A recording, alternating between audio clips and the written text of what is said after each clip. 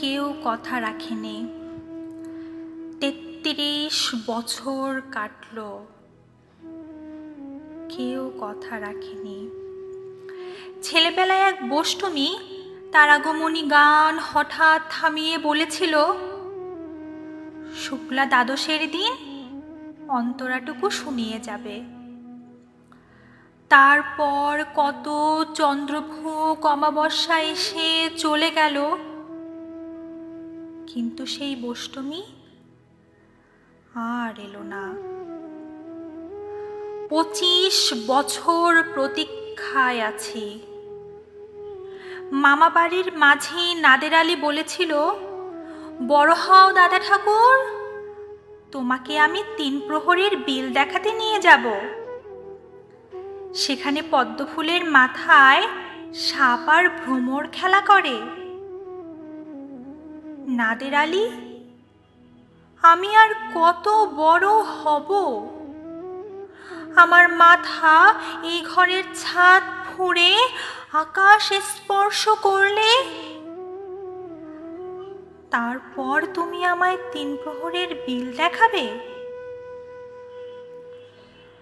একটাও রয়্যাল গুলি কিনতে পারিনি কখনো।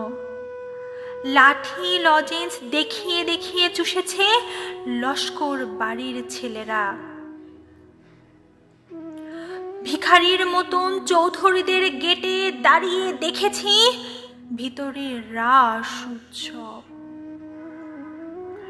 অবিরল রঙের ধারার মধ্যে সুবর্ণ কঙ্কণ পরা ফর্সা রমণীরা কত রকম আমোদে হেসেছে।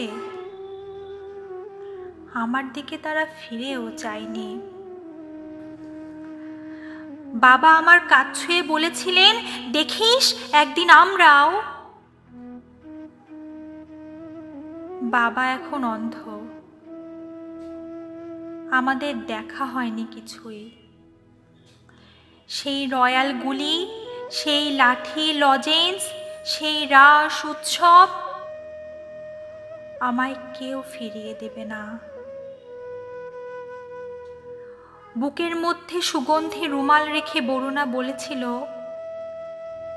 যেদিন আমায় সত্যিকারের ভালোবাসবে সেদিন আমার বুকেও এরকম আতরের গন্ধ হবে।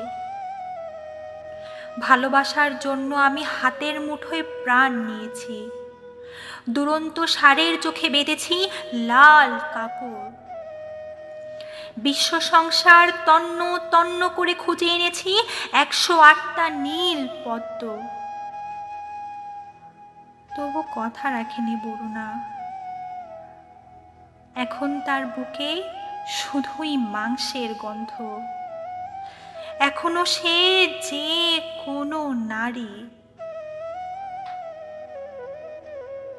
কেউ কথা রাখেনি। ৩৩ বছর কাটল, কেউ কথা রাখে না।